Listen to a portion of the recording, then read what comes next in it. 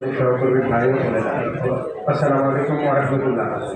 আমি আজকে বক্তব্য দেব না, একজন সংবাদকর্মী হিসাবে আমি আজকে কোনো কথাও বলবো না।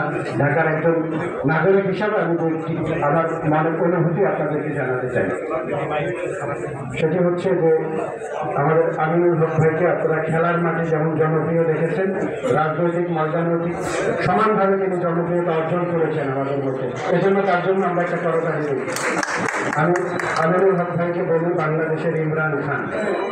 আপনারা জানেন খেলার মাঠ থেকে উঠে এসে পাকিস্তানে যেই নেতৃত্বের ক্যারিশমা ইমরান খান দেখিয়েছেন, সমানভাবে তিনি উত্তরে যে দায়িত্ব নেয়ার পরে আমি মনে করি বাংলাদেশে যে ফ্যাসিবাদী শাসন ছিল, সেই ফ্যাসিবাদী শাসনের ভেতরে থেকে উনি মাঠে থেকে যেভাবে নেতৃত্ব দিয়েছেন, রক্তাক্ত হয়েছেন, মাঠ ছেড়ে যাননি। এই জন্য আবার আমিনুল হক ভাই আরেকটি করতালি দিয়ে অভিনন্দন জানাই। আমরা মনে করি যে একটি দুঃসময় আমরা পার করে এসেছি।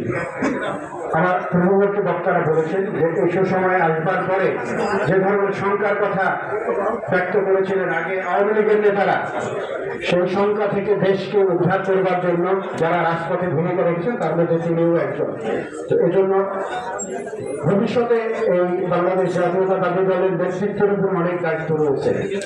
আজকে দেশকে ঐক্যবদ্ধ করবার জন্য, দেশকে সংস্কার করবার জন্য, দেশকে সুশাসন উপহার দেওয়ার জন্য, বৈষম্যহীন একটি সমাজ প্রতিষ্ঠার জন্য আজকে এই নেতৃবৃন্দের অনেক দায়িত্ব।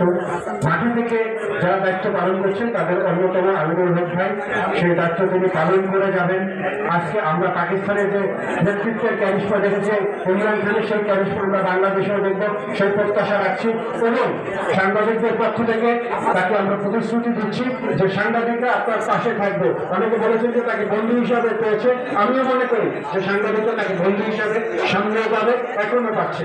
সেই প্রত্যাশা রেখে আমি আমার সংক্ষিপ্ত বক্তব্য শেষ করছি। আসসালামু আলাইকুম ওয়া রাহমাতুল্লাহ।